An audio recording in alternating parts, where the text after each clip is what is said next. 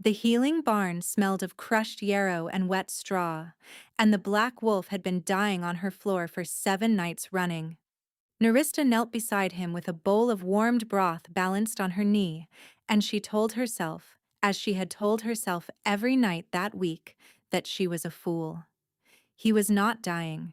She had known it since the 3rd visit. No wound festered under the bandages she changed with such tender care. No fever burned in the flesh she pressed her palm against. His breathing was slow and even, his great ribs rising under her hand like the flanks of a sleeping mountain.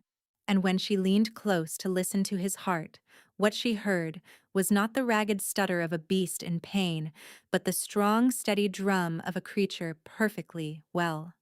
And yet every night, just after the last bell of the village temple, he came limping to her door. Every night, he laid himself down in the straw of the corner stall with a theatrical groan that would have fooled no healer worth the name. And every night, Nerista closed the barn door behind him, pretended to believe him, and spent the next 2 hours tending to a wolf who did not need tending. She did not know why. She only knew that she lived for it. "You are the worst patient I have ever treated," she told him, setting the broth near his muzzle, "and the most persistent liar I have ever met." The wolf opened one golden eye. It was, she had decided on the 2nd night, the most intelligent eye she had ever seen in an animal. It watched her the way a man watches a woman across a crowded room, and it made her cheeks heat. And she hated that it made her cheeks heat. And she came back to him anyway. "Drink," she said, and he drank. She talked to him while she worked. She had never been a woman with friends in the ordinary sense. The village of Ashenreach was small and suspicious of the quiet orphan girl who had arrived 6 winters ago, with nothing but a bag of herbs and a name no one remembered giving her. The farmers brought her their sick calves and their colicky horses and their dogs torn by traps in the deep woods, and they paid her in bread and wool, and they kept their daughters a careful distance from her door. She was useful. She was not welcome. So she told the wolf what she told no one else. She told him about her mother's voice, which she could not remember but which she sometimes heard in dreams, singing a lullaby in a language she did not speak. She told him about the ache in her chest that had started 3 months ago and never stopped. A restlessness she could not name, as if some string tied to her heart had begun to pull westward, always westward, toward the mountains she had never crossed. She told him about the small, secret knowledge she had never told another living soul. That when she pressed her hand to a wounded creature and listened, she could hear its pain as a sound, a low, broken song. And that when she matched her own heartbeat to the rhythm of that song and pushed, carefully, gently, the song quieted, and the wound closed, and the creature lived. She told the wolf she did not know what she was. She told him she was afraid to find out. On the 6th night she had kissed the soft fur between his ears, embarrassed by her own loneliness, and whispered that if he were a man she would have married him already. The wolf had made a sound she could not interpret, something low and pained, and had pressed his great head against her collarbone until she laughed and pushed him away. That had been the 6th night. Tonight was the 7th. Tonight was the night everything ended. She heard the bells before she understood what they meant. Not the small temple bell that rang the hours in Ashenreach, but a deeper sound, rolling up from the south, carried on the wind. Bells in sequence, bells in celebration, bells of a kind she had not heard since the old Alpha had died, 4 winters past, and his son had taken the throne in the high city of Tormavale. The wolf at her feet went rigid. Nerista looked down at him and saw his ears flatten, his great body coiling as if to flee. And for the first time since he had come to her, he looked not like a liar playing at wounds, but like a creature caught in a trap he had built himself. "What is it?" she asked him. He did not answer. Wolves do not answer. But he rose and he looked at her with those intelligent eyes, and she felt the small string tied to her heart pull so hard she almost staggered, westward, toward the bells. "Go if you need to," she said softly, because she had always known he would leave one night and not come back, and she had promised herself she would not weep when he did. "I will not keep you." The wolf pressed his forehead against her sternum. Hard, hard enough that she felt the bone of his skull through his fur, and she knew in that moment, with a certainty she could not explain, that he was saying goodbye. Then he was gone through the barn door and into the dark. She should have let him go. She should have closed the door, banked the fire, eaten the cold supper on her table, and gone to bed to dream about a wolf who had been the only companion of her lonely years. That was what a sensible woman would have done. That was what the orphan girl of Ashenreach, with her herbs and her quiet gift and her careful distance from the world, had been raised by circumstance to do. Instead, she put on her cloak. Instead, she followed the pull of the string westward, through the forest track she had walked 100 times by daylight but never by moonlight, through brambles that caught at her skirts and branches that slapped her face, toward the distant glow of the high city she had never once in her life approached. She did not ask herself why. She only walked. The trees thinned near the top of the ridge, and then she saw it. Tormavale, the seat of the Alphas of the Marchlands, rising from the valley in tiers of pale stone and torchlight. Every window blazed, every tower flew banners she could not read at that distance. The great bells of the citadel rolled on, and she realized, with a slow, cold understanding that started in her stomach and climbed, that she had heard about this night. Every villager had heard about this night. The pledging, the ceremony in which a new Alpha King chose a mate from among the daughters of the great houses, binding his line to the most powerful blood in the Marchlands. It happened once in a generation, if at all. It had been spoken of in every tavern and every market stall for 6 months, and Nerista, who kept her head down and her conversations short, had only half listened. A pledging. Tonight. She did not understand yet why she was here. She crept closer.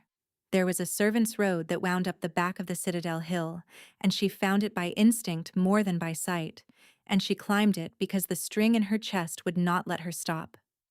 A side gate stood open, crowded with late arrivals, cooks and footmen and washerwomen in livery, and no one looked twice at a cloaked figure slipping through with her hood up and her head down. The servants' corridors of a great house are invisible to those who live above them, and she had always been good at being invisible. She found herself somehow in a gallery high above the great hall of Tormavale, pressed into the shadow of a pillar, looking down. The hall was vast. She had never seen so many people in one place in her life. Lords in dark velvets, ladies in gowns stitched with silver thread, warriors in the ceremonial leathers of a dozen packs, all turned toward a raised dais at the far end. Torches blazed from iron sconces. The air rang with breath held. 5 women stood on the dais in gowns the color of first snow, and at the center of the dais, in a long coat of black and steel, stood the Alpha King. Nerista could not see his face from where she hid. She could see only the set of his shoulders, the fall of his dark hair, and the way he stood perfectly still, as if carved. An old man in temple robes lifted his hands. "The candidates have been presented," he said, and his voice filled the hall, though he did not shout. "The houses have spoken. The king will now speak. Verith, son of Corwin, Alpha of the Marchlands, blood of the first running, the realm awaits your choice. Verith." The name struck her like a stone dropped into deep water. She did not know why. She had never heard it before. And yet the string in her chest pulled so hard she had to grip the pillar to stay upright. The Alpha King stepped forward. Something was wrong with the way he walked. She saw it at once, because she was a healer, and she knew how bodies moved when they were whole, and how they moved when they were not. His gait was stiff, jointed, almost mechanical, as if each step were being decided for him a half moment too late. He lifted his head toward the 5 women in white, and for the first time she saw his face. Dark brows, a hard mouth, a jaw cut like stone, and eyes she knew. Golden eyes, the most intelligent she had ever seen in a living creature. The bowl of broth, the straw corner, the forehead pressed against her sternum in goodbye. Every night for 7 nights. Narista's hand flew to her mouth to stifle the sound that tore out of her, and no one in the great hall below heard it, because every person in the great hall was holding their breath, waiting for a king to speak. "I choose," said Verith, son of Corwin, in a voice that was flat and hollow as an empty cup, Kessely of House Merowyn. The hall erupted. A woman in the center of the dais, with hair the color of river ice and a smile that had been practiced for years in mirrors, stepped forward and laid her hand in his. He raised it to his lips. He did not look for anyone else. He did not hesitate.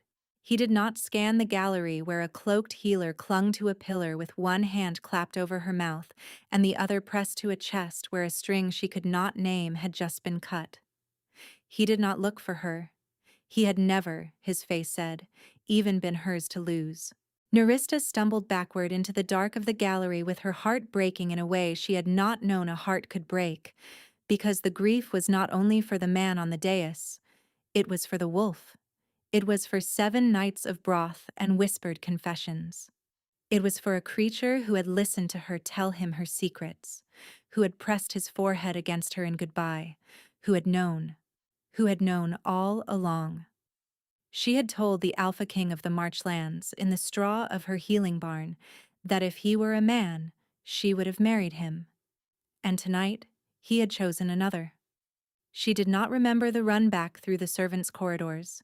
She did not remember the side gate or the ridge or the forest track. She remembered only that when she reached her barn, she stood for a long moment in the doorway looking at the corner stall, where the straw was still flattened into the shape of a great body, and then she began, with shaking hands, to pack. She did not see, far behind her on the ridge, the single silver wolf that had followed her from the citadel at a careful distance, belly low, ears back, watching her go. She did not hear, a long while later, the sound that came from the high towers of Tormavale, when the king returned alone to his chambers and realized the 7th night's straw had been for nothing. It was not a howl. It was something worse. She left Ashenreach before the sun rose. She took the herb bag she had arrived with 6 winters ago, and she took her mother's copper ring, and she took a small clay jar of the honey salve she made for burns, because she would need to eat, and she could sell salve at any market from here to the sea. She left the healing barn unlocked. Someone in the village would use it. Someone always did. She did not weep until she was 3 days walking from the ridge. When she wept for the wolf, not the king. The king was a stranger who had stood on a dais and chosen another woman, and a stranger's choice could not cut her the way the wolf's leaving cut her, because she had not known the king, and the king had not known her. But the wolf had listened to her tell him about the lullaby she could not remember. The wolf had drunk her broth. The wolf had let her kiss the fur between his ears and had not laughed at her. Because he could not laugh, because he was a wolf. Except, he had not been a wolf. He had been a man wearing the shape of one, and he had listened to everything, and he had gone back to his high city and chosen a woman in a white gown while Narista was walking home to feed him. That was the cut.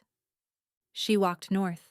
She walked away from the mountains that had pulled at her for 3 months, because whatever string had tied her to the west was severed now, and the only direction left was away. She crossed 2 rivers and a range of low hills, and she slept in barns when farmers would have her, and under hedges when they would not. She sold salve at 3 markets. She delivered a calf in a hill croft in exchange for a week's bread. She did not tell anyone her name because her name had been spoken in a barn to a creature who had been a spy, and she did not want to own it anymore. When she reached the fishing town of Marmouth on the cold gray coast, she stopped walking. It was as far as she could go. The sea was there, and she had no boat and no coin for passage, and she was tired in a way that had sunk into her bones. Marmouth had a healer who had grown too old for his work, and a small empty cottage at the edge of the salt marsh that no one wanted, because the damp got into everything. The town council took one look at her hands and her herb bag and gave her the cottage for a nominal rent and a promise of service. She told them her name was Wenna. Wenna settled into the old healer's rounds. She set fishermen's broken fingers and treated the room that came off the sea in winter, and delivered 3 babies in her first month. She was quiet and she was skilled, and the fisherfolk of Marmouth, who did not care where a useful woman came from as long as she was useful, accepted her without questions. She told herself every morning that she was healing, that the cut would close, that in another season she would wake up and not immediately reach across the cold bed for a great black body that had never slept there. She told herself this for 104 days. On the 105th day, she noticed that the small silver scar on the inside of her left wrist, which she had always assumed was from a childhood accident she could not remember, had begun to burn. She examined it in the light of her kitchen window. It was not reddened. It was not infected. It had simply begun, quietly, to pulse with heat. It beat against her skin in a rhythm that was not her own heartbeat and was not, when she counted, the heartbeat of any creature she had ever listened to. It was a second rhythm, a stranger's rhythm, beating under her skin as if from a great distance. And it was beating, she realized after 3 nights of lying awake and counting, in the exact cadence of a creature that was not sleeping, a creature that was searching. She did not let herself think the word. She did not let herself think the name. She boiled salve. She set bones. She delivered babies. She did not think about a dais, or a white gown, or a black wolf in the straw of her old barn. But the scar on her wrist beat on and on and on. And sometimes, when she pressed her palm flat against it to make it stop, she felt, for one impossible instant, a second palm pressed against the other side of her skin from very far away. The first frost of her second winter in Marmouth came on the morning the trader arrived from the south. He was a thin man with a cart of pewter goods and pickled fish, and he sat in the common room of the tavern with a mug of hot wine and talked, as traders do, about the roads. Wenna was there because the innkeeper's wife had come down with the cough that was going around the town, and Wenna had brought her a tincture. She was not listening to the trader. She was counting out the doses on the bar. Then he said a word, and she stopped counting. Tormavale, he said. Mad as a beaten dog, that place. I would not go through the marchlands again for twice the gold. The innkeeper grunted. Still, worse. The king is not holding court. He has not held court in more than a year. The queen sits alone on the dais and the council runs the business, and the king is, they say, gone more often than he is there. Gone where? Nobody tells. But when he is in the citadel, you can hear him, through the walls, nights on end. Hear him how? The trader leaned in. They say he is hunting. Hunting what? A woman. The tincture bottle slipped half an inch in Wenna's hand. She steadied it. She did not turn around. A woman he does not name, the trader went on, enjoying his audience. A ghost woman. He has sent his shields out in 3s and 4s, north and south and east. He pays handsome for any sighting. Tall, thin, dark hair, a gift with animals. The shields do not say why he wants her. But every village between here and the mountains has been asked. I was asked 3 times on the road up. 3 times, the innkeeper said, impressed despite himself. The last time was in Hollowreed, the week before last. A captain of the king's shield, a big gray-haired man with a scar through his brow, leading a company of 6. He asked after a tall, thin woman with a gift for healing beasts. The publican told him no such woman had come that way. The captain went east. Wenna finished counting the doses. Her hands did not shake, because she had trained her hands long ago not to shake when it mattered. She left the tincture on the bar with instructions, and she walked out into the cold morning, and she walked home along the seawall, and she did not allow herself to think until she had closed her own door behind her. Then she sat down on her hearthstone and pressed both hands to her mouth. A year. More than a year. The traitor had said, more than a year. Which meant he had been hunting her since very close to the night of the pledging. Since the night he had chosen Kessely of House Merowyn and walked off a dais with another woman's hand in his. Why would a man hunt the healer he had deceived? What was there left to do to her? She had lived 150 of her days in this cottage, telling herself that she understood what had happened in the straw of her barn. He had been a wolf who had enjoyed her company, a king who had amused himself with a village woman in the weeks before his pledging, a stag using a doe for sport before the hunt. She had built a whole story around this understanding, and she had used the story to eat and sleep and set bones and walk on. A man who had amused himself did not hunt his amusement for a year. A man who had been playing a game did not go mad when the game ended. The scar on her wrist, quiet for a fortnight, began to burn. She looked down at it, and she watched it pulse, and she realized, slowly, that it had been pulsing in its stranger's rhythm all along, and she had simply learned to ignore the sound the way one learns to ignore the sea. It was not ignoring her. It was calling. She rose from the hearth on shaking legs and went to her small back window, and she looked out across the salt marsh toward the low gray hills, and she told herself firmly that she would not walk west. She would not cross those hills. She would not seek the man who had chosen another.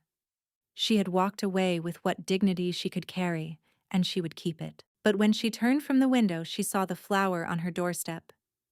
It had not been there when she came home. She would have seen it. She had stepped across that stone half an hour before, and the stone had been bare. It was a small white flower, 5-petaled, with a throat of pale gold.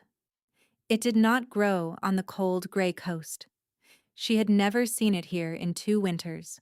It grew in the high meadows of the marchlands, under the shoulders of the western mountains, in the country she had never crossed. She bent and picked it up. The petals were still dew-wet.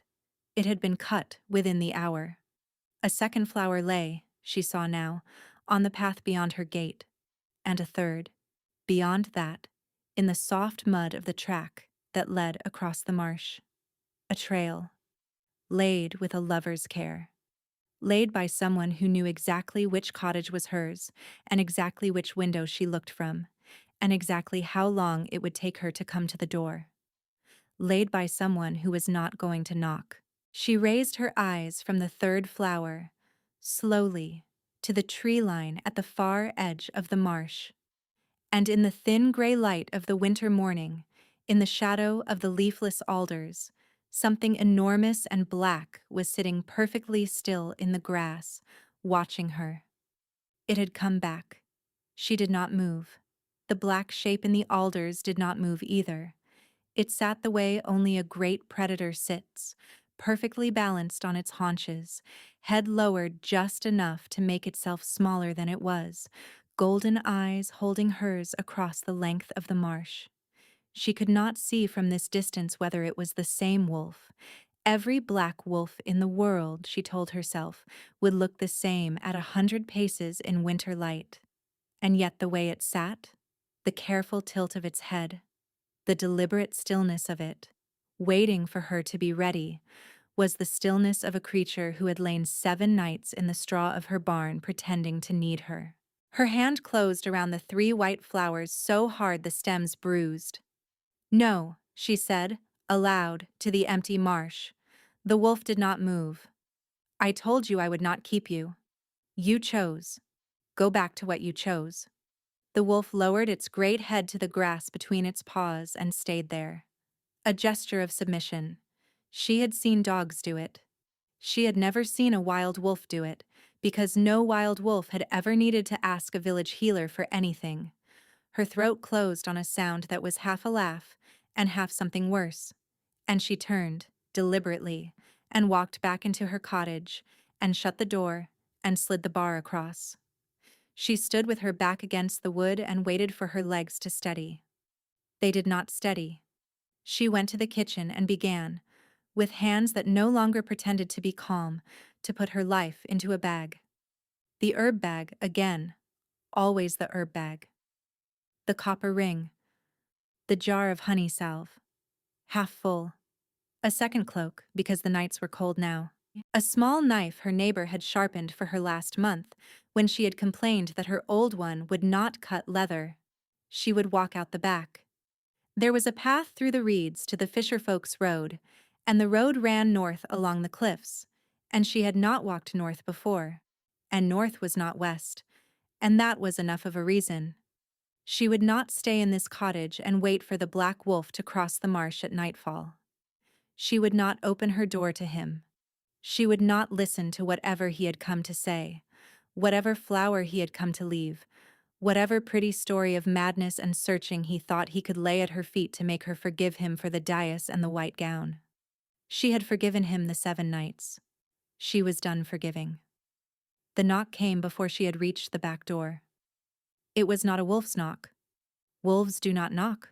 It was the firm, measured, 3-stroke knock of a man in uniform who has knocked on a great many doors in his life, and Wenna, halfway across her kitchen with the bag in her hand, went absolutely still. Mistress Wenna. The voice through the door was not young. It was weathered, low, respectful. My name is Torin Halwy, captain of the Western Shields. I am alone. I am unarmed, and I will not enter unless you open the door. I will stand here until you do. She did not move. I have been looking for you for 13 months, the voice went on, and there was something in it that was almost tired, almost tender, almost kind. Please. I am an old man. The marsh is cold. She set the bag down very slowly on the table. She thought of the trader's words. A big gray-haired man with a scar through his brow, leading a company of 6. She had been counted in 1,000 villages and missed in all of them, and now, finally, had been found in a cottage on the salt marsh because she had stood in her doorway looking at a white flower long enough for a scout to see. She thought briefly of the knife. Then she crossed the kitchen and lifted the bar and opened the door. He was alone, as he had said. A tall man of perhaps 60, broad through the shoulders, with iron-gray hair cropped close and a scar that ran through his left eyebrow down to the cheekbone. He wore the dark leathers of a shield captain but no weapon at his belt. His hands were empty and held a little out from his sides so that she could see they were empty. He did not look like a man who had come to harm her. He looked like a man who had come to deliver a message and was afraid of how it would be received. Mistress, he said, and inclined his head. That is not my name, she said. No, he agreed quietly. It is not. Your name is Nerista of Ashenreach, orphan of the southern village, taken in by the old herb woman Mel, who died the winter before last. You came north along the coastal road 13 months ago. You have delivered 19 babies in this town. You set the broken arm of the innkeeper's boy 2 months past and did not charge for it because the family could not pay. Nerista gripped the doorframe. I know a great deal about you, Torin Halwy said. I have spent 13 months learning. I did not come sooner because I did not know where you were.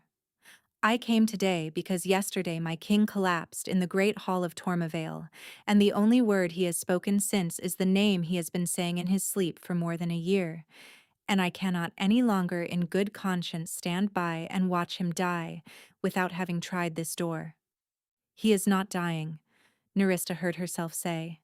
He is. Torin said. Slowly. Over months. The way a wolf dies when it is separated from the other half of its soul. I have seen it twice before in my life. Both times it ended the same way. May I come in? She stepped aside. He entered with the careful economy of an old soldier who did not wish to startle anyone. He did not look around. He did not comment on the herbs hanging from the rafters or the small, neat cottage she had built from nothing. He sat, at her gesture, in the chair by the hearth, and he set his hands on his knees and waited. "Who are you?" she asked. "First Shield of the Marchlands. I served the old Alpha Corwin for 30 years, and I have served his son Verith for 7. And you come to me without his knowledge. No, mistress. I come to you with his last instruction. He gave it to me before he collapsed. He said, 'If you find her, and she will not come, do not force her. Tell her the truth, and let her choose.' Then he fell. Nerista sat down on the stool across from him because her legs would no longer hold her. What truth? Torin Halwy looked at his hands for a long moment before he answered. 7 nights before the pledging, he said, my king went missing from the citadel. He had done this before. He was a wolf who needed the forest more than most. We did not worry the first night or the second. By the 4th, I sent out shields. They found nothing. On the 8th morning he came back on foot through the south gate, and he walked straight past me and up to his chambers and locked the door. He did not come out until the day of the pledging. She could not speak. I asked him later where he had been. He told me. Torin looked up, and his eyes held hers. He had been in a healer's barn in a southern village. He had been lying in the straw every night pretending to be a wounded animal, because he had seen the healer in the market the previous autumn, and he had not been able to stop thinking about her.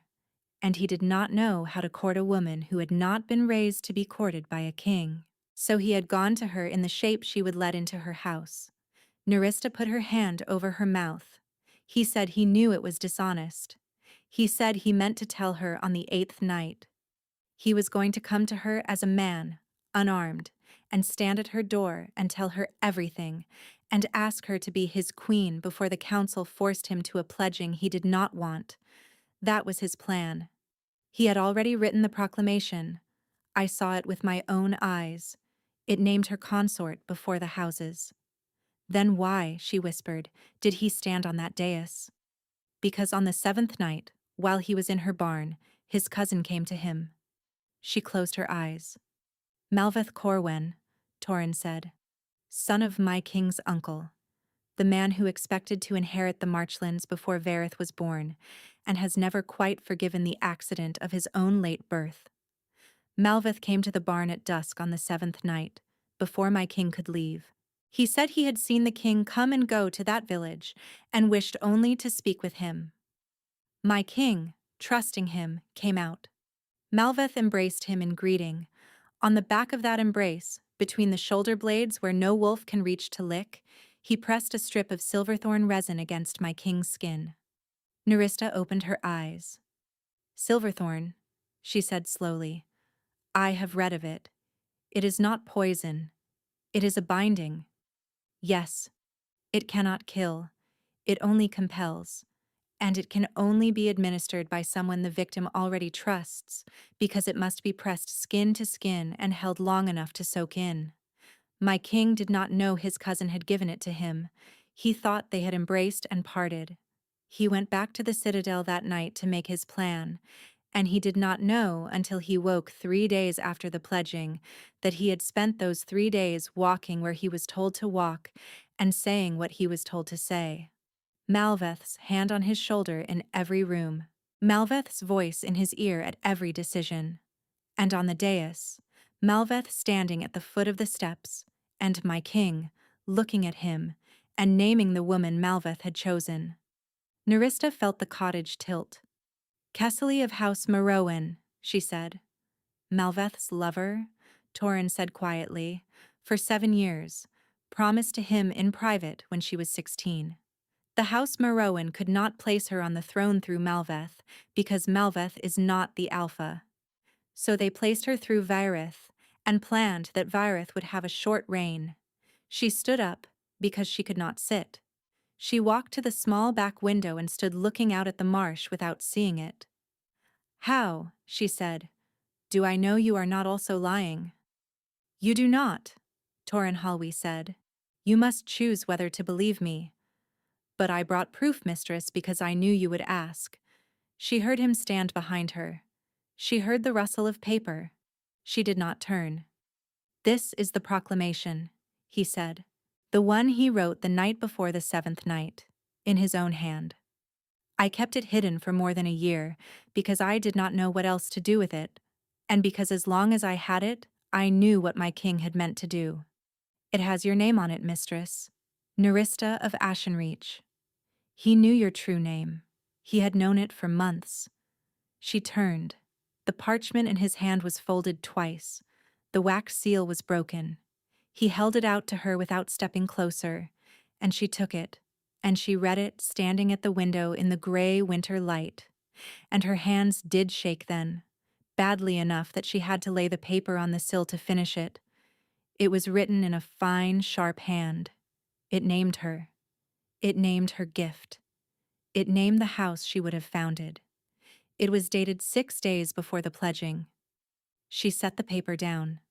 She turned her face to the window so the captain would not see it. "The scar," she said, when she could trust her voice. "On my wrist." "Yes, mistress. It began to burn 105 days after I came here. He tried, on that day, to end his own life. He had begun to understand, by then, what had been done. He could not find you. He could not rule. He walked into the winter river north of the citadel, and his shields had to drag him out. I believe, though I cannot prove it, that the scar on your wrist answered the moment his heart nearly stopped. That is how these bindings work when they are true. You did not know, but you were holding him to the world." Nerista made a sound she did not know she was capable of making. After a moment, Torin said gently, "There is one thing more. I did not come here only to tell you this, and let you choose." She turned. "Malveth Corwin learned 4 days ago that I had found you. He must have a spy in my company, though I cannot yet name which of my shields has taken his gold. I left Tormavale with 6 men. I rode into Marmouth alone. I will not tell you what happened to the other 5, because I am still sorting grief from duty, and the story is not yet fit for telling. I am telling you only this." He paused. "There is a second company behind me on the coastal road," he said, "wearing my colors, not my men. They will reach this town by my reckoning before the sun sets tomorrow. And when they find you, mistress, they will not ask you to come. They will put you in a cart with your hands tied, and they will take you south through the hill country to a place I will not be able to follow, and they will bury you in a ditch there before the week is out, because as long as you are alive, my king cannot be killed. The binding will hold him to the world whether he wills it or not. Kill you, and the binding breaks, and then the grief alone does the work, and Malveth inherits a marchland with a dead king and no heir." Outside the window, across the marsh, in the shadow of the alders, the black wolf that had been sitting in the grass for an hour lifted its great head and looked toward the southern road. Nerista stood at the window for a long time. Torin did not hurry her. He sat back down in the chair by the hearth, folded his hands, and let the cottage fill up with silence. He had, she realized, been a soldier long enough to know the difference between a person deciding and a person unraveling, and he was willing to wait out either. Her thoughts came in pieces. She thought of the 8th night, the night after the wolf had pressed his forehead to her sternum in goodbye. She had set out the broth anyway.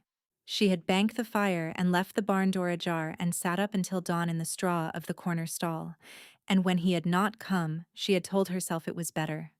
He was wild. He had chosen the forest. That was what wild things did. She thought now of where he had actually been on that 8th night. Already in his cousin's grip. Already walking where he was told to walk. Already, perhaps, fighting some slow fog in his own head and losing. She thought of the proclamation on her windowsill with her name written in his hand, and of the 3 white flowers she had dropped somewhere between the doorstep and the kitchen table, and of the great black creature sitting perfectly still in the alders across the marsh. She thought of the second company of riders coming up the coastal road. "How far?" she asked without turning. "Are they behind you?" "A day, if they ride hard. Less if they changed horses at Colbarrow. And you came alone because you did not know which of your men to trust." "Yes. You have told me an enormous amount, Captain Halwey, and asked me nothing in return. I was told to tell you the truth and let you choose. I was not told to bargain." She turned from the window. "I have chosen," she said. He stood up. "I will not go to Tormavale with you," she said, and his face did not change, but she saw something in his shoulders go still. "Not yet. I cannot walk into that citadel on the word of a captain I met an hour ago, no matter how kind his eyes are. But I will not stay in this cottage to be taken out of it in a cart either. You have a wolf in my alders, Captain Halwey. I assume he is here with your knowledge. He outran me the moment the rider reached him with the news that you had been found. I could not have stopped him if I tried. Bring him in." Torin hesitated only a moment. Then he went to the door and opened it wide and stepped back into the kitchen and did not call or whistle or gesture. He only stood in the open doorway and waited. The wolf came across the marsh in the pale light. He came slowly, low to the ground, the way he had come to her barn door on 7 winter nights. He stopped at the edge of her garden. He lowered his great head. And then, with a deliberate care that she understood now was not the care of an animal, but the courtesy of a man inhabiting an animal's body, he lay down flat on his belly in the mud, with his muzzle between his paws, and waited to be invited closer. Nerista's eyes filled. She had spent all those long months teaching herself not to want him. Month after month laying stone over the pit in her chest.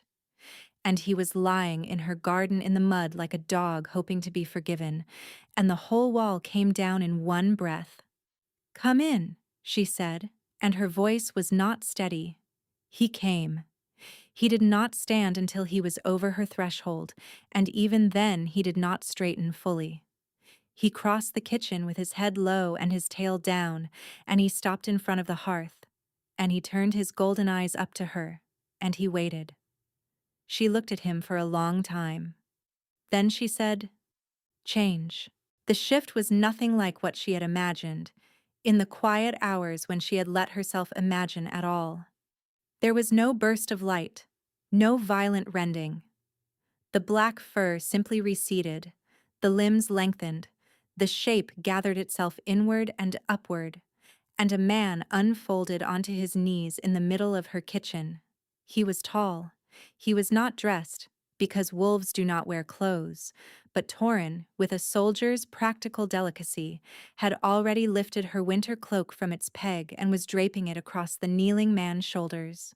The man accepted the cloak without looking at it. He did not look at Torin. He did not look at the cottage, the herbs, the hearth, the window. He looked up at Nerista. And he looked. She saw at last. Terrible. The Alpha King she had glimpsed across the great hall of Tormavale had been carved from stone, hard-mouthed, distant. This man was the ruin of that one. His face was gaunt. His dark hair was longer than a king's should be, unkempt where he had not bothered to cut it. There were hollows under his cheekbones that had not been there when he had lain in her barn and let her feed him broth. His mouth, when he tried to speak, moved once without sound and then closed again. "Verith," she said. He closed his eyes. "Look at me." He opened them. He was weeping. She had not expected that. Kings did not weep, in the stories she had been told, and Alpha Kings did not weep at all, and this one was weeping silently on her kitchen floor, with his hands loose at his sides, as if he had forgotten he had hands.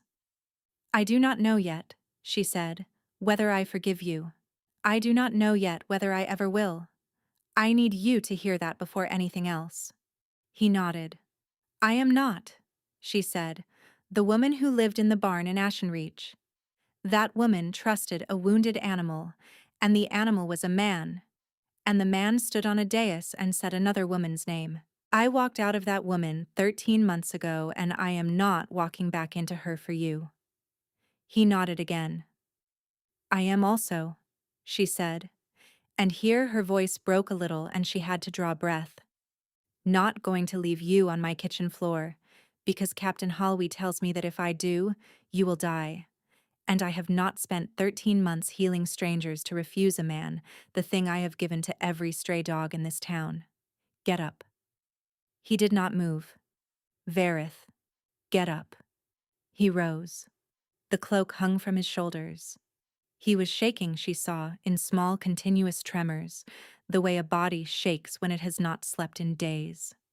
"Sit," she said, and pointed to the second chair by the hearth. He sat. She knelt on the flagstones and reached for his hand without thinking, because he was a patient in her house, and her hands had always known what to do with a patient. And the moment her palm touched the back of his, she felt the stranger's rhythm under her wrist fall silent for the first time in more than 8 months. She bowed her head over their joined hands and wept. At last, the tears she had not let herself weep for any of it. After a long while he spoke. "I went to your barn," he said. His voice was low and hoarse, a voice not used to speaking. "On the morning after I woke. I rode through the night. The straw was still flat where I had slept. The broth bowl was still on the floor. You had gone out the north door. I followed you 3 days up the coast road, and I lost the trail in a rainstorm at the crossing of the Mern. I have not, in all the time since, been able to stop looking." "I know," she said. "The scar on my wrist knew. It was the only thing that knew you were alive. Torin would not tell me. He said I would kill myself trying to reach you, and he was correct. He told me only when he had already sent the rider. He is a good man. He is the best man I have. He has kept me breathing for a year." Torin Halwey, standing by the door, cleared his throat in the manner of a soldier who did not wish to interrupt, but was going to. "Mistress, your grace, the second company." Verith's head came up. "They are a day behind me," Torin said. "Less. We must be out of this cottage before nightfall." "To where?" Nerista said. "Not Tormavale," Torin said. "The city is Malveth's. He has the council, he has the garrison, he has the queen. We cannot take you in through the gates. There is a holding in the northern hills that was the Alpha Corin's hunting seat, 2 days' ride from here. It is defensible. It is loyal. We can take you there and hold it while I send word to the houses that have not yet declared for Malveth. And there are such houses. 4, perhaps 5. It is not many. But it is enough to begin." Verith had not let go of her hand. She felt his grip tighten. "Nerista," he said quietly, "I will not take you anywhere. I will ask. If you want to stay in this cottage, I will stand in your garden as a wolf for the rest of my life and die in it. And Malveth can have the marchlands, because I have already chosen, and I will not unchoose now because a captain says there is a hunting lodge. Do you understand me? I will ask." "I understand. Will you come?" She looked at him. She looked at the ruin of him. She looked at the hand holding hers, the hand of the creature she had fed broth to on 7 winter nights, the hand of the king she had watched choose another woman from a gallery, the hand of the man whose cousin would kill her within the week if she stayed in this cottage. "Yes," she said. "I will come." She had barely spoken the word when the scar on her wrist went cold. Not warm. Cold. A deep, sudden cold, as if something had been cut. Verith's hand in hers jerked. His eyes went wide. Torin, at the door, straightened sharply and reached, by old habit, for a sword that was not at his hip. "What?" Nerista breathed. And outside the cottage, beyond the garden, beyond the marsh, From the direction of the coastal road that ran south came the sound of hoofbeats. Not one rider, many. The second company had ridden through the night. They were not a day behind Torin Halwy. They had been half a day behind him, and they had closed the half-day in the dark, and they were coming up the track to her cottage now at a dead gallop, and there were more of them than Torin had said. Nerissa rose from the flagstones with her hand still in the king's. "Captain Halwy," she said, "how many do you count?" Torin was already at the window. 14, he said grimly. "Perhaps more. And we are 3. "We are 2 and a king," Torin said, "and a king is not counted like a man." "But yes, mistress, we are 3. "The back door," Torin said. "Now." Nerissa did not move. Her hand was still in Verith's. She was looking at the small jars on her shelves, the honey salve, the willow bark tincture, the dried foxglove she kept locked in the brown jar at the top for cases she did not like to think about. And she was doing, very rapidly, the arithmetic of a healer who had just been told she had 14 men to get through. "Torin," she said, "can you fight as a wolf?" "I can. I am not as young as I was." "Verith?" He did not answer in words. He rose from the chair, and the cloak fell from his shoulders, and between one breath and the next the man was gone, and the great black wolf stood in her kitchen, head nearly brushing the rafters, and the look in his golden eyes was not the look of the creature that had lain in her straw. This was the creature whose cousin had put a hand between his shoulder blades and stolen a year of his life. "Good," she said. She went, not to the back door, but to her shelves. "What are you doing?" Torin demanded. "Buying us time." She pulled down the brown jar. She opened her herb bag on the table and began, with the swift, practiced movements of a woman who had prepared this tincture 1,000 times, and never for this use, to measure. Foxglove, nightshade, in the smallest possible dose, a binding of beeswax. She did not want to kill the men on the track. She had taken no vow, but she had taken a habit, and her habit was healing, and killing 14 men to save 3 would cost her something she could not spare. But she could drop them, every one of them. For an hour, perhaps 2, if she did the mixture right, and if they drank. "They will not drink from a stranger," Torin said, reading her hands. "They will drink from a captain." He went very still. "No," he said. "Captain Halwy, they are wearing your colors. They think you are in this cottage.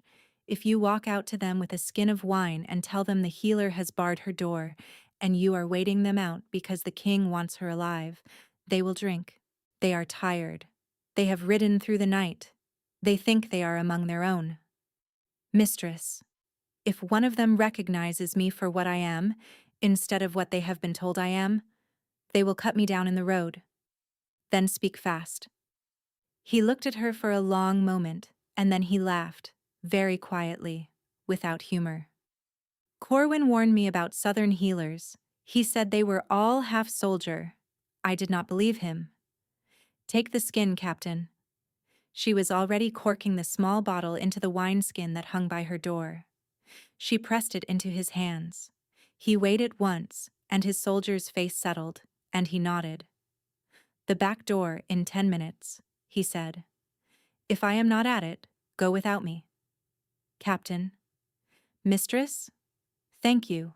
He bowed his head to her once, in a gesture that belonged to a court and not a kitchen, and then he was out the front door with the wineskin over his shoulder and his hands open at his sides, walking down the track toward 14 armed men with the easy weariness of a captain who had been waiting for his relief. Nerissa did not watch him go. She pulled her cloak from the peg. She pulled on her walking boots.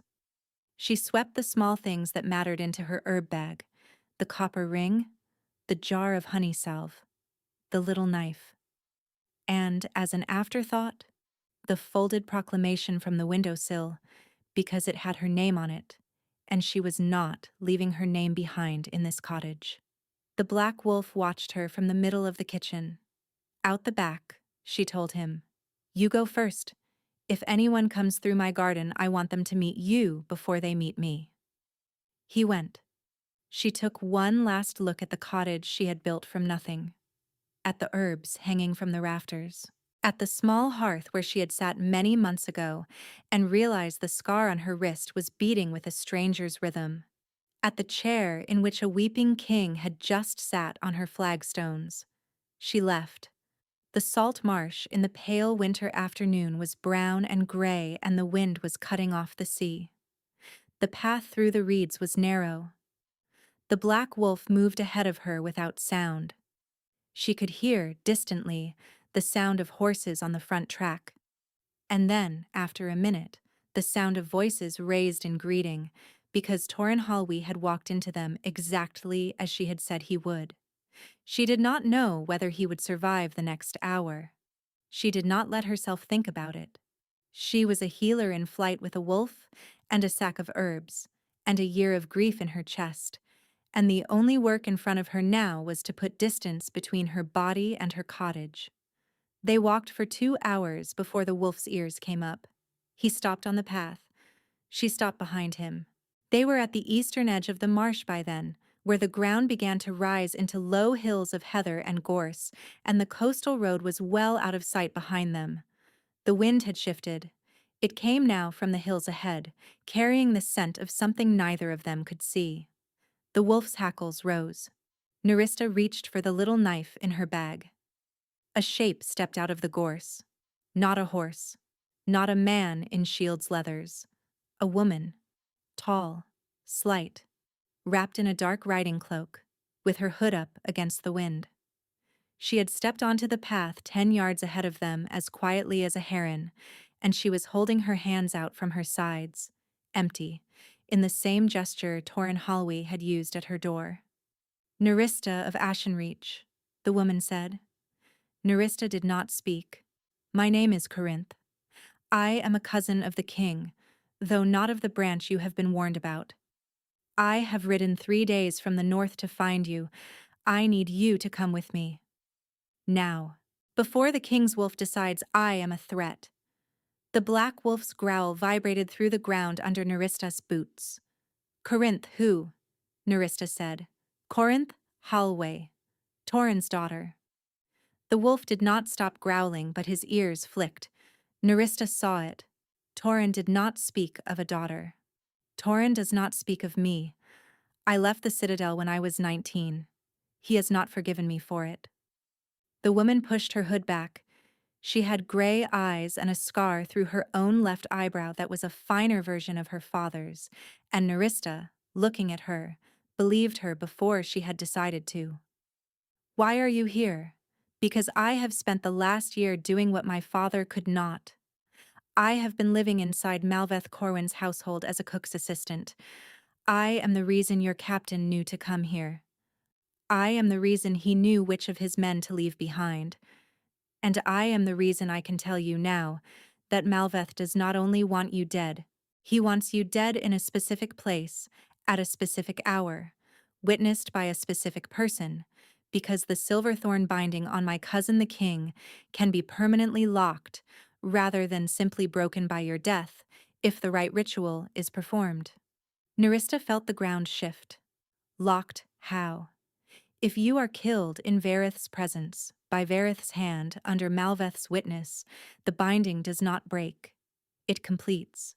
Verith becomes Malveth's creature for the rest of his natural life, not a puppet for 3 days at a time, but a living throne with Malveth's hand on the back of it. Forever. That is what he is preparing. The hunting lodge my father is leading you to is known to Malveth. He has had it watched for months. If you ride into it with my cousin, you will be riding into the ritual." The black wolf had stopped growling. He was staring at Corinth Hallway as if he had not drawn breath in a minute. "Where?" Nerissa said. "Do I ride instead?" "North," Corinth said. "Not east. My father's plan is a good one for a war, but this is not a war yet. It is still a killing. You come north with me, over the hills, to a village the council of houses does not know is loyal. I can hide you there for a month, perhaps 2. Long enough for my father to rally the 4 houses he can rally, and long enough for us to take Malveth before Malveth takes you. And Verith comes with us. Verith, said Nerista carefully, cannot be in my presence in a ritual place, according to what you have just told me. He cannot come. Corinth's face, which had been composed until that moment, did something complicated. Yes, she said. That is the difficulty. The black wolf made a sound Nerista had never heard a wolf make. He cannot be within 100 miles of me, Nerista said slowly, until the binding is broken or Malveth is dead. Yes. Or else any man in Malveth's pay who catches us in one room together can perform the ritual that ends him. Yes. So we have ridden an hour from my cottage to meet. And now we separate. Yes. Nerista looked down at the great black creature at her side. He was not looking at Corinth anymore. He was looking at her. She had spent the last hour walking behind him through the reeds, and she had not known, the entire walk, that this was what was waiting at the end of it. That she would be given him back in her kitchen for a quarter of an hour, for the length of a held hand and a whispered promise, and then would be told to let him go again. Her eyes filled. She did not let them spill. Verith, she said. He closed the distance between them and laid his great head against her ribs, the way he had laid it against her in the straw of her barn 100 times, the way he had laid it against her on the night of the pledging in goodbye. Go with your cousin's daughter, she said. Hear me. Go north, but not with me. You will be told where I am when it is safe. Do you understand? He did not move. Verith, if you come with me, Malveth wins. If you come with me, you die, and I die, and your cousin sits on the throne of the marchlands with a dead alpha's skull on the wall behind him. Do you understand me? The great body against her ribs shuddered. I have just found you again, she said, and her voice broke on it. And I am sending you away, and I will see you on the other side of this. I swear it on every creature I have ever healed. Do you understand? He lifted his head. The golden eyes held hers. Then, slowly, with a dignity that belonged to something much older than either of them, the great black wolf stepped away from her. 3 paces. 4. He did not turn his back on her, because a wolf does not turn his back on his mate when he leaves her, but he put distance between his body and hers, and he laid himself down in the heather a short way off, with his head on his paws, waiting for her to go first. So she had to be the one to turn. She turned. Corinth Halwi took her arm gently, and they walked together up the path into the hills, and Nerista did not look back, because she was afraid if she looked back, she would run back, and they had just ridden an hour from a cottage and 14 men to be told that running back would kill him. Behind her, on the path, the black wolf lay in the heather and did not move. He was still there when the light began to go. They walked until the stars came out. Corinth Halwi did not speak for the first hour, and Nerista was grateful, because her throat was closed on something that would have come out as a sound she could not take back. They went up through the gorse and over the shoulder of the first hill, and down into a long, shallow valley, where a stream ran black under the winter sky, and the moon rose behind them, and Nerista did not look back at the marsh even once, because she had promised herself on the crest of the hill that she would not. At the stream bed, Corinth stopped. There is a stand of rowan on the far bank, she said quietly. We will sleep an hour. No fire. My horse is tied in the scrub beyond. I could not bring her closer without the king's wolf scenting her. He scented her anyway. I know. He did not come for her, though. That is the courtesy of the thing. Come. They forded the stream. The water was ice. Nerista did not feel it.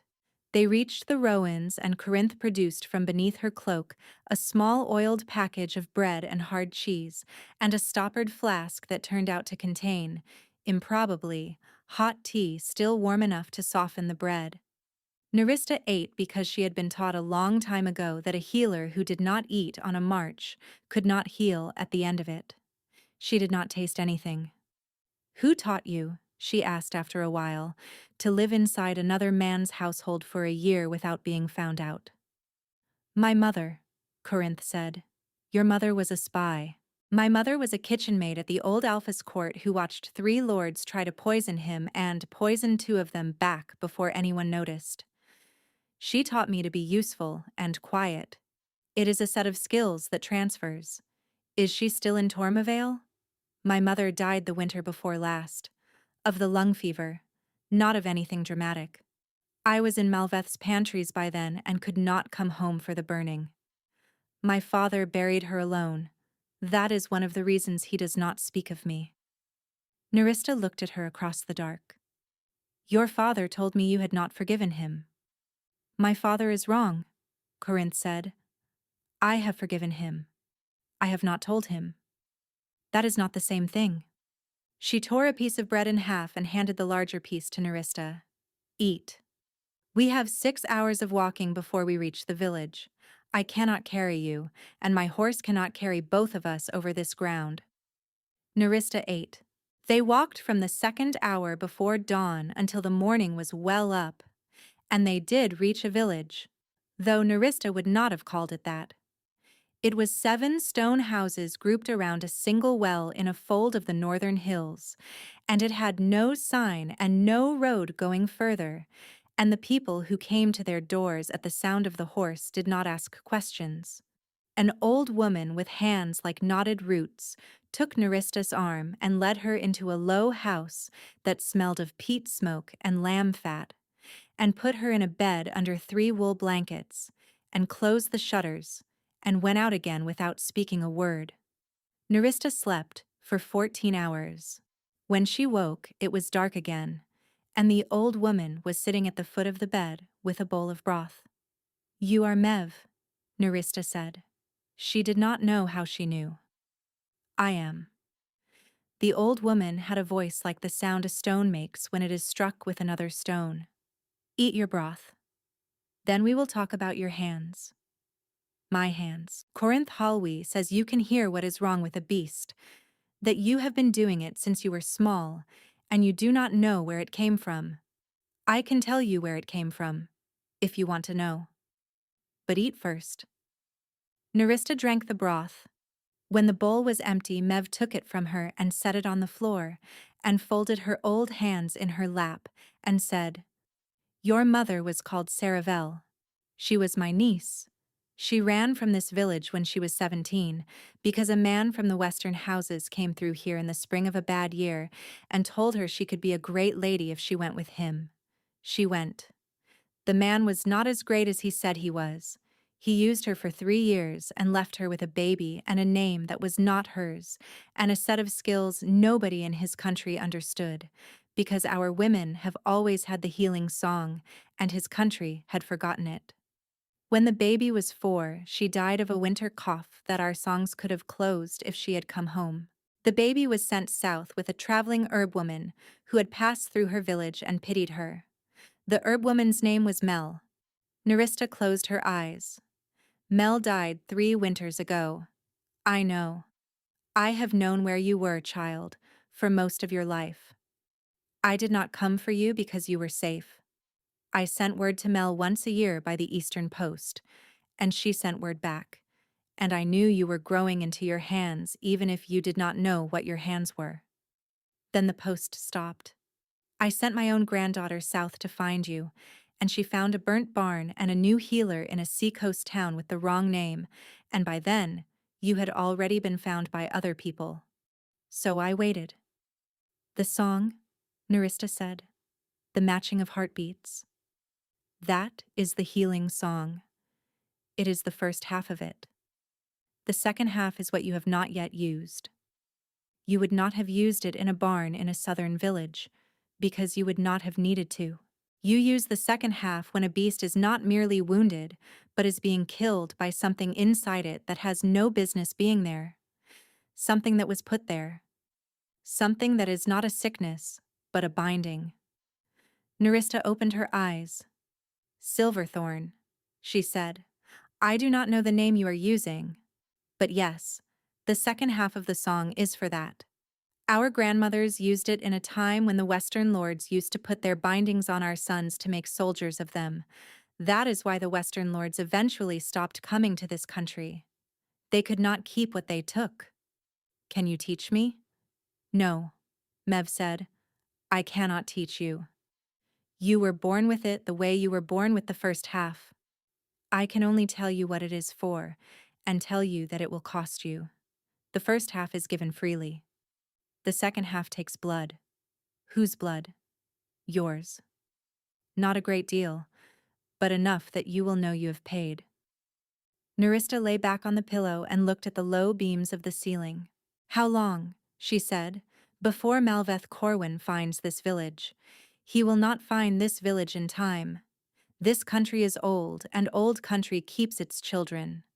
That is why Corinth Halwi brought you here. You are safe for as long as you stay. It will be a month, perhaps 6 weeks, before the thing in your king is ready to break. In that time, you will learn what your hands do when they are asked. Then you will go south again, and you will do what your grandmothers did, and the binding will be lifted, and you will not be alone when you lift it. I will not be alone. No, child. The king's cousin is not the only one with spies. Nerista turned her head on the pillow. Mev, child. On the night I left the marsh, there was a wolf in the heather. He lay down and watched me go. He lay there, Mev said, until my granddaughter's husband reached him in the dawn and told him the name of the village he had to ride to instead. He did not want to go. They had to put a rope on him. That is not a thing you do to an alpha king lightly. But it was done, and he is where he needs to be. And he has not eaten in 2 days, which is a thing my granddaughter's husband has also sent word of. He has not eaten. No. Nerista sat up slowly. I will send broth. You will not, Mev said. You will sleep. He has taken broth from your hands for 7 nights in his life, and he will not take it from anyone else's in this one. And if you send a bowl, it will not reach him in any case because my granddaughter's husband will drink it himself out of simple cold. Sleep. Tomorrow you begin. Nerista lay down. She did not sleep for a long time, but when she did, she dreamed for the first time in a year of the corner stall of a barn in Ashenreach, and the straw pressed flat by a great body, and a golden eye watching her through the dark. In the dream, for the first time, the eye was not a lie. The learning took 26 days. Mev did not teach her, exactly. Mev sat in the corner of the low stone room where Nerista had slept that first night, and knitted, and said almost nothing. And when Nerista asked a question, Mev gave an answer that was usually 1 sentence long and usually correct. The learning itself happened in Nerista's own hands because Mev had been right. She had been born with it. What she had not been born with was the permission to use it, and permission, it turned out, was the only thing Mev could give. On the 3rd day, Corinth brought her a ewe with a lamb dead in her belly for 2 days. I would kill her, Corinth said, to save the fleece. But I thought you should try. Nerista tried. The first half of the song was easy. She had done it 1,000 times. She laid her hands on the ewe's flanks, and she listened to the low, broken music of a body trying to expel a thing it could not expel, and she matched her own heart to the rhythm, and she pushed, gently, carefully, the way she had pushed 100 times in the healing barn. The ewe relaxed, her breathing slowed, the pain song quieted, and the dead lamb did not move, because the dead lamb was not a sickness in the ewe. It was a thing that had been and was no longer, and the song of healing had no words for a thing that was no longer. The ewe would still die, because the dead lamb would rot inside her, and all Nerista had done was make the dying peaceful. Mev looked up from her knitting. Sing the other half, she said. How? The first half you pushed outward. The second half you pull inward. toward yourself. A binding is a thing that has been put into a body from outside. You take it back out the same door it came in. Only the door this time is you. You are the door. The binding comes out of the creature and into you, and then you must send it somewhere, because if you hold it, you will die of it. That is the part that takes blood. The blood is the somewhere. Nerista stared at her. You want me to pull a dead lamb into myself? No, child. There is no binding on the you. I want you to try, because the shape of the motion is the same. Pull what is in her into you. You will fail, because nothing has been bound there. But your hands will learn the direction of the pull, which is the thing you do not yet know. Nerista put her hands on the you again. She reversed her listening. She did not push. She pulled. The motion felt in the center of her chest like grief. Exactly like grief. Like the thing she had done every morning for the last 13 months when she had woken alone in a cottage on a salt marsh and had felt the cold, empty half of her bed and had pulled that emptiness into herself so that she could get up and set bones. She almost laughed. Mev saw it. Yes, Mev said, you have been practicing for a year. Now stop, because there is no binding on the you, and you will only tire yourself. Nerista stopped.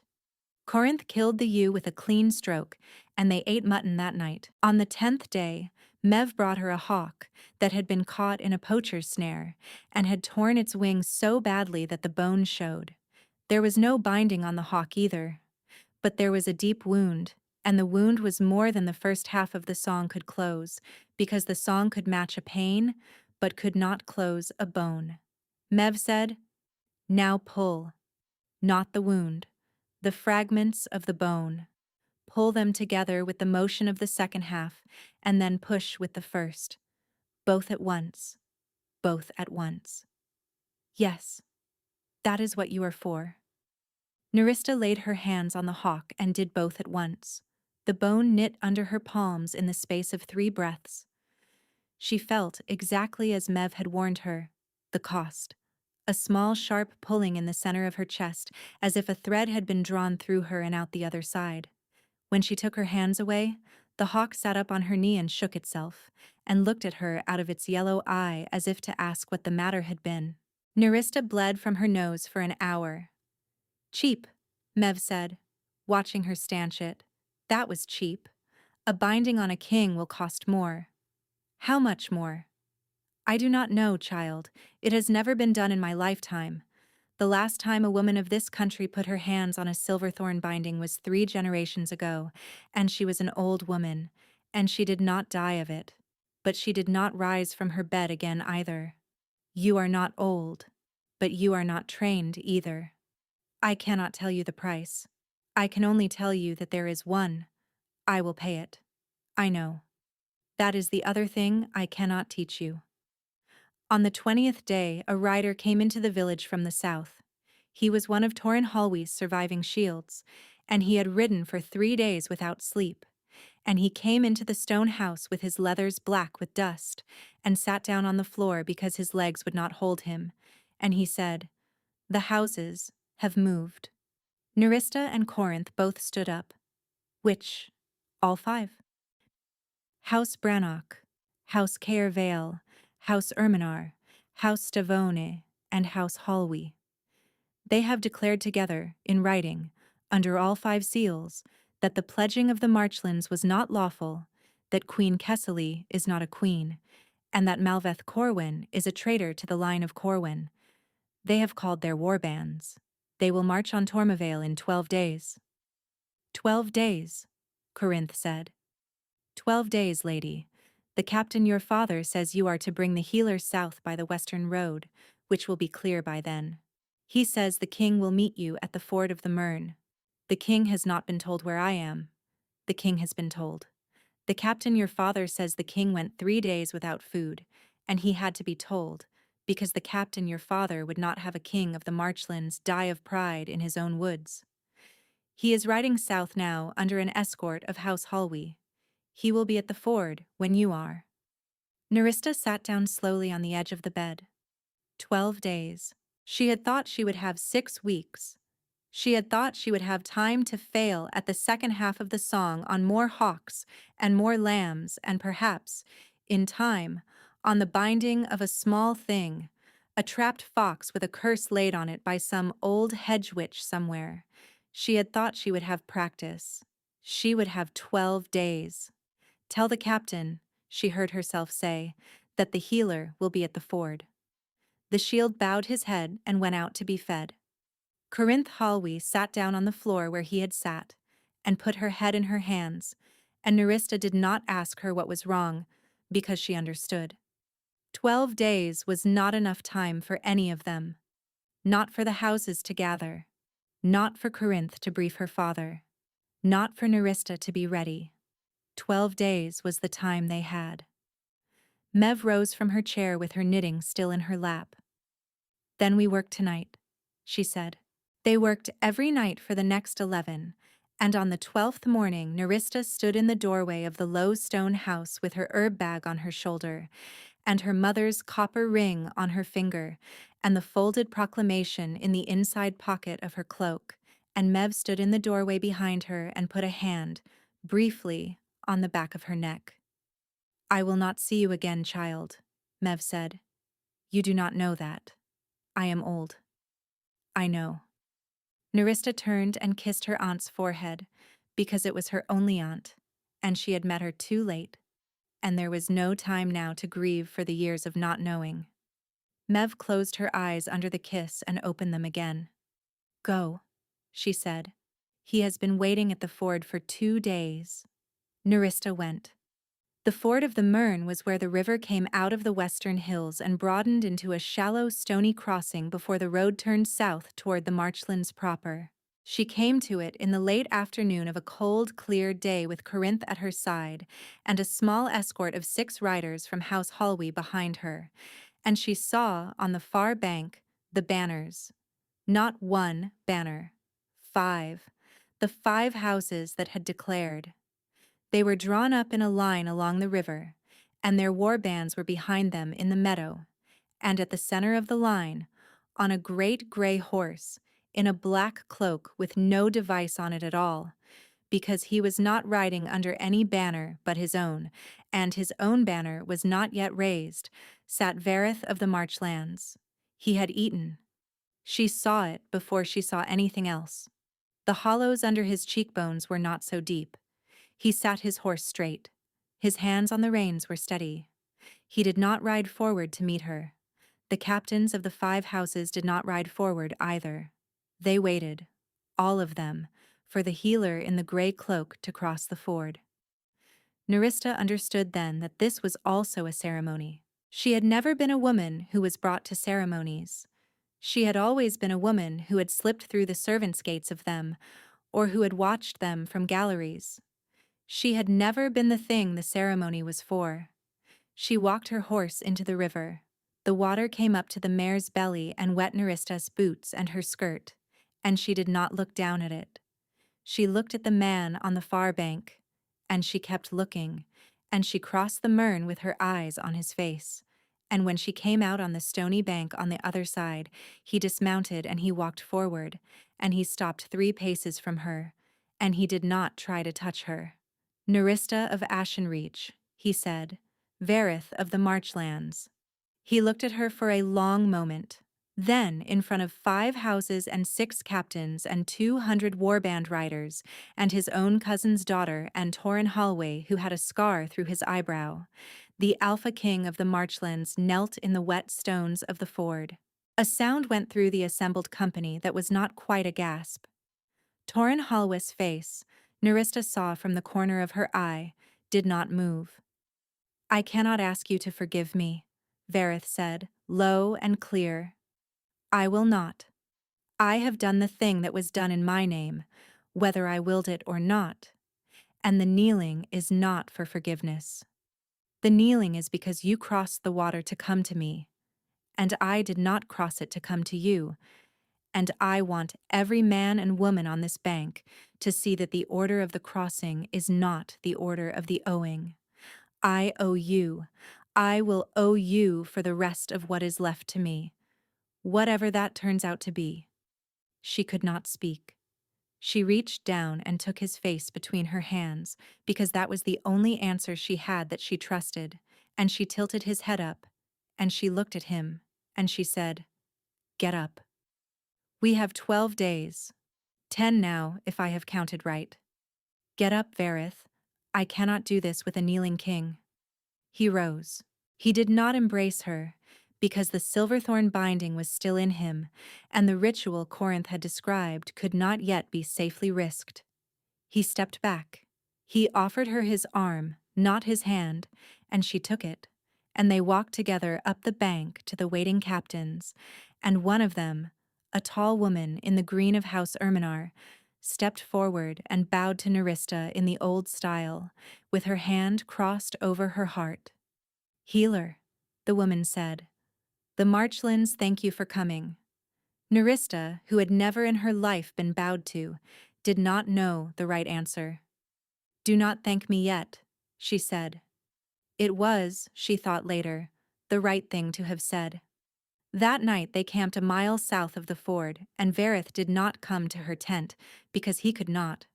Corinth came instead, and sat with her by a small fire in a brazier, and told her what the last days had cost in the city of Tormavale. Malveth had learned some days ago that the 5 houses had declared. He had moved against Torin Hallwest's remaining men in the citadel that same night. 3 of them had escaped. 7 had not. Queen Kessely had been seen at dawn the following morning on the south terrace of the palace, laughing. Nerista said nothing. Corinth said, "He has called the full garrison, 4,000 men. We have, between the 5 houses, perhaps 2,500. Then we will not win by numbers. No, we will win by the binding being broken before the garrison marches. Because if the king is himself again, half the garrison will not fight him." "Yes." "Then I have 10 days to be ready." "Yes." Nerista looked at the small fire for a long time. Then she said, "Corinth, I am ready now. I have been ready since the 2nd week. I did not tell Mev because she would not have let me go until she had taught me more. But the more she was teaching me was only refinement, the shape of the thing I know." Corinth looked at her. "Then why," she said slowly, "do we have 10 days?" "We do not," said Nerista. "We have tonight." She did not tell Verith first. She told Torin Hallwe, because Torin was the captain of the shields, and because Torin was the one who would have to give the orders, and because she had learned in 13 months of running that the only people worth trusting with a hard plan were the ones whose hands you had seen shake and steady again. She walked through the camp to his tent in the dark with Corinth at her elbow, and she spoke to him for a quarter of an hour while he listened without interrupting once, and at the end of the quarter hour he closed his eyes and said, "Mistress. No, Captain. You are asking me to take you into Tormavale by a postern gate with 3 riders and a king who cannot be in the same room as you, in order to stand in front of Malveth Corwin and break his binding while he watches. That is a killing. I will not permit a killing of my king's mate on my watch. Captain Hallwe, listen. I am listening. Malveth is waiting for us to come with an army in 10 days. He has made his plans for an army in 10 days. His ritual requires me in Verith's presence, under Malveth's witness, and it requires Verith's hand to do the killing. He has built a ritual room for it in the lower levels of the citadel. Corinth has described it to me. He thinks we will ride into it in 10 days because he thinks we do not know what it is. He has prepared every trap he knows how to prepare for an army. Yes, he is not prepared for one woman." Torin opened his eyes. "If Corinth can get me into the citadel tonight, through the kitchen stair she used for a year, I can be in the ritual room before Malveth knows I am in the city. I can break the binding before he can set the ritual. Without the binding, his case against Verith collapses. Without the binding, Kessely is a lord's daughter who married a king under false witness, and her marriage is void.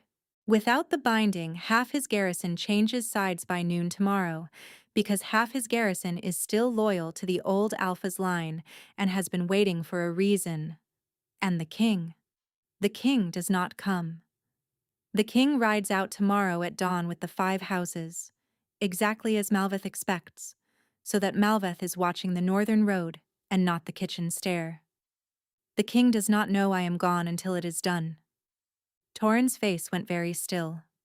Mistress, he will kill me. He will not. Mistress, you do not know him as I know him. If I hide you from him for this, I will not be his captain at the end of it. You will be his captain at the end of it because you will have given him back his wolf and his throne. He will be angry. He will not unmake you. Torin looked at his daughter.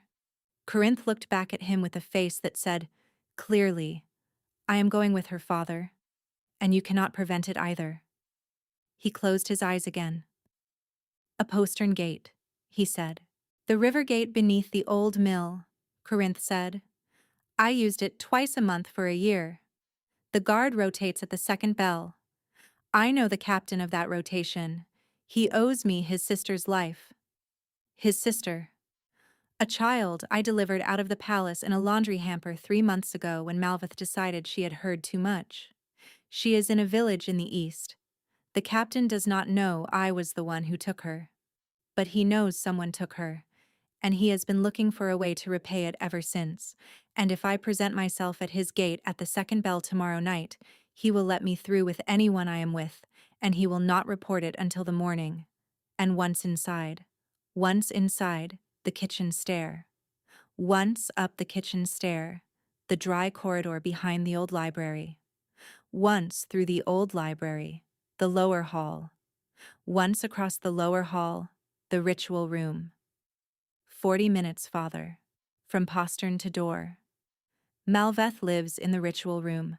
Malveth lives in the ritual room from the moment he wakes until the moment he sleeps, because he is a man preparing for a ritual he has waited 7 years for. He will be there alone at the second bell, because he does not trust a witness to the final preparation. That is the thing I have learned in a year of peeling turnips in his pantries. He has only himself. Torin was silent a long time. Then he said, Corinth. Father. When we are through this, come home. Corinth's throat moved. Yes, she said. Go, said Torin Holloway. I will tell the king in the morning that you are both gone to hold council with a friendly captain of the Western Road, and I will tell him before he reaches his horse, because I am not so old I cannot outride a king once in my life if I have to. Go, daughter. Go, healer.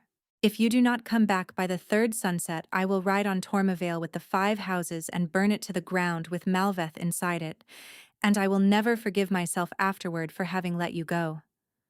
We will come back, Corinth said. Go.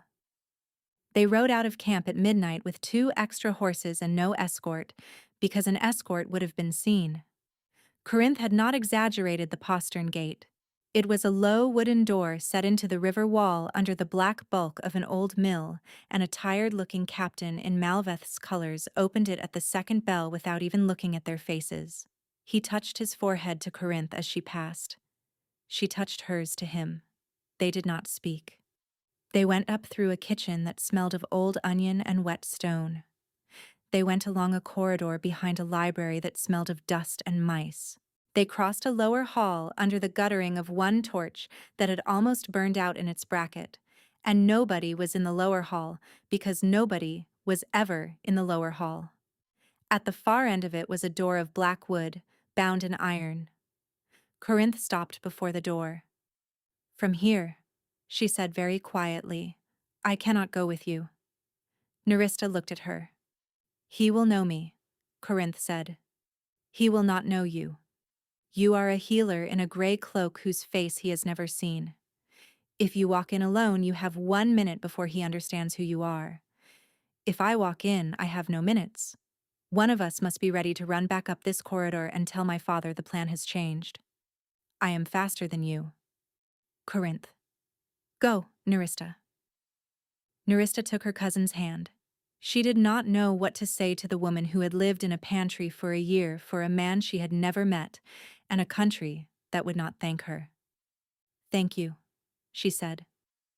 "Go." Nerista went through the black door. The ritual room was long and low and lit by 9 candles in a ring on a floor of pale stone. The candles were not yet lit in the pattern they would need for the ritual itself. They stood in their holders unlit, in a circle the size of a small cart, and at the far edge of the circle a man was kneeling with his back to the door, pouring a fine gray dust into a shallow dish. He turned at the sound of the door. Malveth Corwin was younger than she had expected.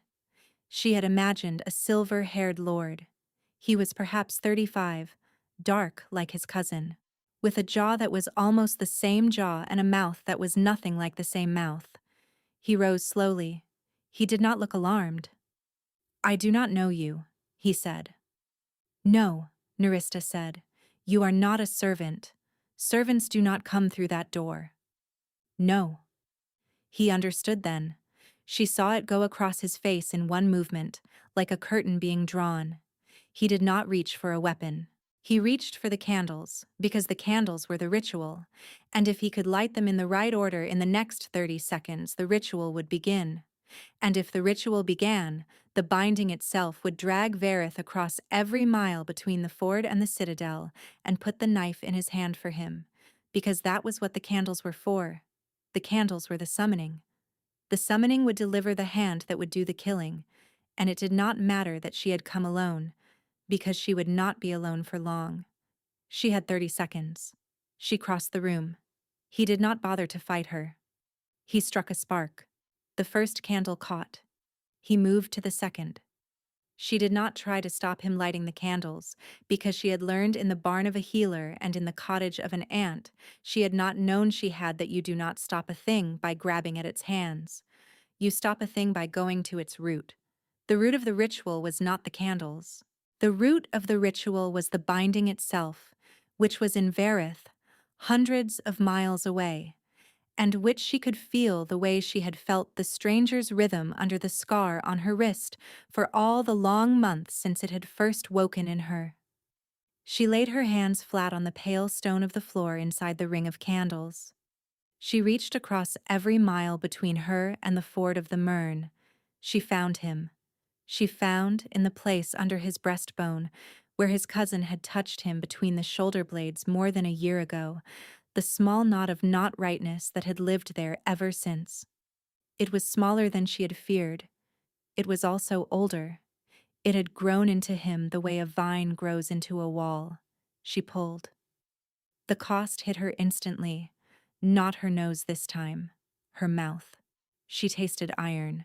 Her vision narrowed to the stone under her hands and the small black knot she was dragging out of a man she could not see, along every mile of winter country between them and into her own chest. Malveth, across the room, had lit the third candle. The knot came out of Verith. She felt it leave him. She felt, for an instant as short as a heartbeat, his shock, his bewilderment, his sudden and complete understanding that she was doing the thing they had agreed she would not do alone, and the beginning of a roar that was going to cross the same miles in the opposite direction in the next breath. The knot came into her. She had to send it somewhere, because Mev had told her so, and she had 12 days to learn where. And she had not had 12 days, and she had to decide now. And she decided, as she had decided in her kitchen in Marmouth, that she would not kill. She sent it into the floor, not into Malveth.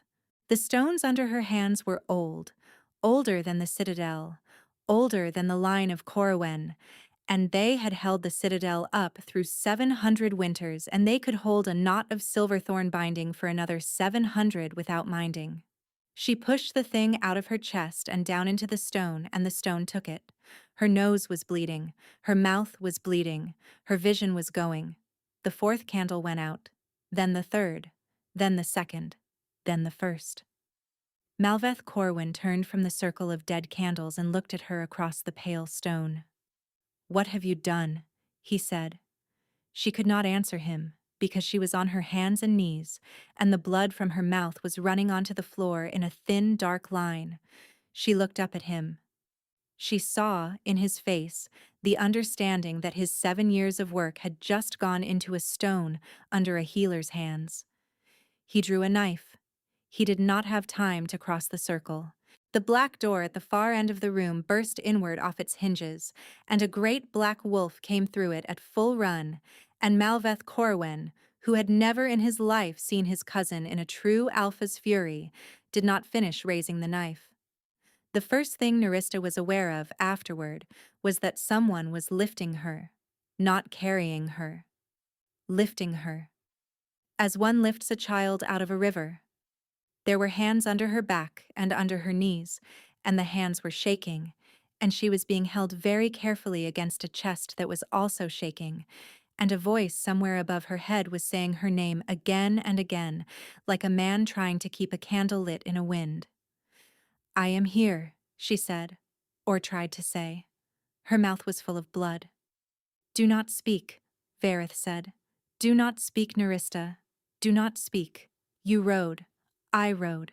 Torin could not outride me. He tried. He rode beside me for the last 20 miles.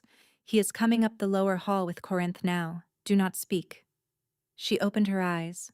His face above her, in the candle smoke, was the face of a man who had found what he had been searching for 14 months, on a stone floor in a circle of broken candles, with blood on its mouth. And the look in his eyes was not rage at her for going without him. It was past rage. It was the thing on the other side of rage, which is the simple, exhausted knowledge that you cannot live if the person in your arms dies, and you cannot prevent it, and you will try anyway. "Malveth," she said, "dead. Kessely. I do not know. Torin will find her. Do not speak. Verith, Nerista, the binding is gone." He closed his eyes. "Yes," he said. "It is gone. I felt it go. I was in the saddle. I almost fell. It is gone, Nerista. It is gone." Good. Then she let herself go under, because the going under was the last piece of the work, and Mev had warned her there was a price, and the price had been waiting in the second half of the song all along. The price was simply this: that a woman who pulled a binding out of a king across 100 miles of winter country and put it into a floor of ancient stone did not stand up from the floor afterward. Not on the same day. Perhaps not for several days. Perhaps, Mev had said carefully, the old woman of 3 generations ago had not stood up again at all, but she had not died either. There was a middle country. Nerista went into it. She was there for 5 days. They did not move her. They could not, Verith said later, because the binding had gone into the stones of that room, and the stones of that room were now the thing keeping it quiet, and moving her while her own blood was still in the mortar would have unpicked all of it. So they made the ritual room into a sick room. They brought wool blankets and a brazier and a low bed. Verith slept on the floor beside the bed. He did not undress. He did not leave the room except to receive the captains of the 5 houses, who came in and knelt beside the bed in turn, and the new council of the marchlands, which convened in the lower hall because their king would not leave the ritual room until his mate opened her eyes. Torin Halwy found Kessely of House Morrowan on the south terrace at dawn on the 2nd day. She had tried to ride out. She had not been quick enough. The captains of her father's house had already been taken in the citadel at the 2nd bell, the night Nerista had broken the binding, and the terrace gate had been closed by a loyal shield. She offered Torin a great deal of money.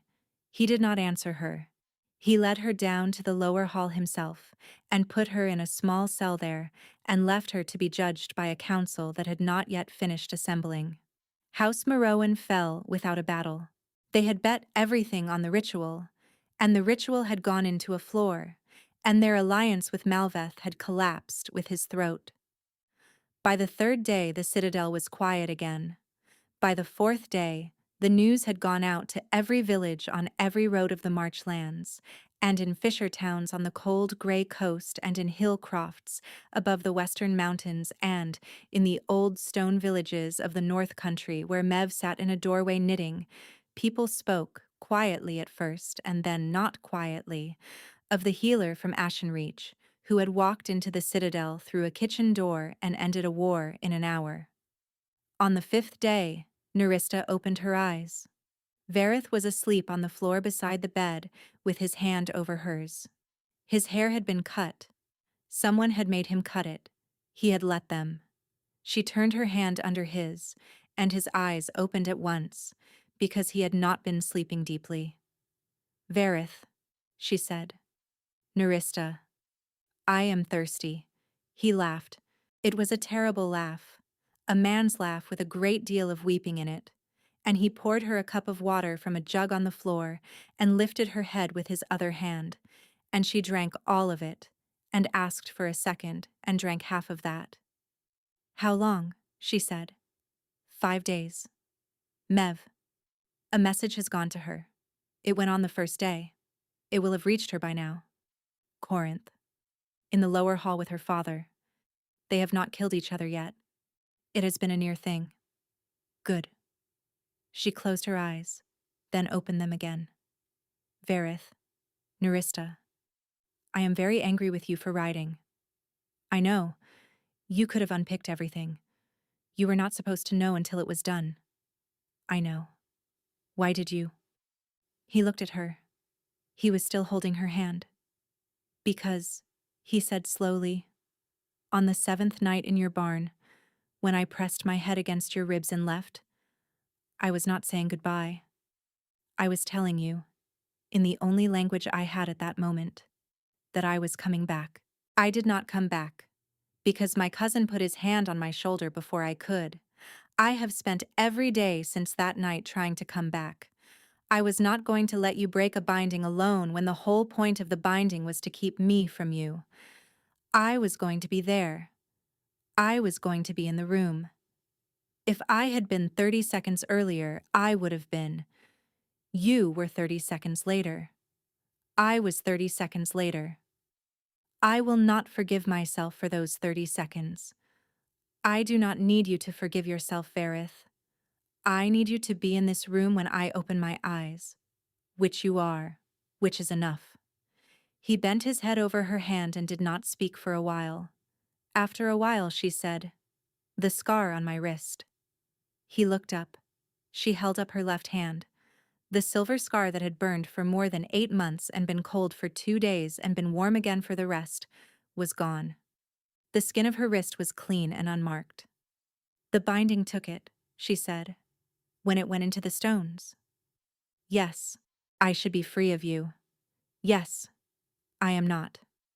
"No," he said quietly, "neither am I." He turned his own left wrist up. There was a new mark there, a small silver ring around the bone, thin as a thread, as if someone had tied a cord of moonlight around his arm and it had sunk into the skin. "It came 5 days ago," he said. "I did not put it there. It came on its own." Torin believes it is the mark that the first bond ought to have left if it had been given freely instead of through a deception. A true mark laid down the right way, because you saved me willingly and I came for you willingly, and the two willings together made a thing that Silverthorn could not counterfeit. She looked at it for a long time. Then she said, "Verith, Nerista, ask me, properly, not on a dais, not in front of a council. Here." He drew in a long breath. "Nerista of Ashenreach," he said, who was also Wenna of Marmouth, who was always the healer in the barn whether I knew her name or not. "Stay with me. Be in my house. Be in my bed when I am allowed to ask that, which is not tonight, because you are bleeding from the nose again, and I will not have it. Be the person I come home to when I am a wolf, and the person I come home to when I am a man, and the person I come home to on the night I die, whenever that is, because I have learned this year that I will not live past you by more than an hour, and I am at peace with that. Stay. Yes. Yes? Yes, Verith." He brought her hand up to his mouth and kissed the inside of her wrist where the scar had been, and then, very gently, laid his forehead against the spot. Exactly as he had laid his head against her ribs in the straw of a barn in Ashenreach on the 7th night, when he had been a wolf who was saying he was coming back. On a spring day 4 months later, in a meadow above the citadel, where the white flowers of the western mountains had begun to come up through the grass, the Alpha King of the Marchlands was married to the healer of Ashenreach in the old rite, which required neither a dais nor a pledging, and which had not been used in the line of Corwin for 6 generations. Mev did not come. She had sent word in the winter that she was old and would not travel, and she had sent her granddaughter's husband instead, a quiet man who stood at the back of the meadow and watched and did not speak. Mev had died in her sleep on the night after the message reached her. Her granddaughter's husband carried the news. Nerista had wept for an evening and then had gone on, because Mev had told her she would not see her again, and Mev had not lied. Torin Halwi stood at Verith's right hand. Corinth Halwi stood at Nerista's left. The 5 houses had sent their lords, and the 4 houses that had not declared in time had sent their lords also, and no one spoke of who had declared when, because a new country was being made, and the measuring of old loyalties would come later if at all. After the rite, after the feast, after the sun had gone down, Verith took Nerista's hand and walked her down from the meadow to the small wood at the foot of the hill. She had suspected, for an hour, what he was doing. She did not ask. In the wood, under the young leaves, he stopped. "I have not," he said, "been a wolf in your presence since the night you told me to go with Corinth in the heather. I have not wanted to be. I was afraid that if I came to you in that shape, you would remember the barn, and the remembering would be a wound, and I would not do that to you on our wedding day unless you asked. I am asking." He changed. The great black wolf she had fed broth to for 7 nights stood in the wood under the young leaves, and she knelt down in the grass, and he laid his great head against her sternum, exactly as he had done in the straw of a barn in Ashenreach on the night she had thought was the last. She put her arms around his neck, and she said, into the dark fur, the thing she had said in the barn on the 6th night, and had wept for in every season since. "If you were a man," she whispered, "I would have married you already." The wolf made a sound that was half a laugh and half something much older, and she laughed too, into his fur, and the moon came up over the wood, and somewhere in the citadel behind them the bells began to ring for the first time since the night of a pledging that had never, in the new reckoning of the Marchlands, actually happened at all.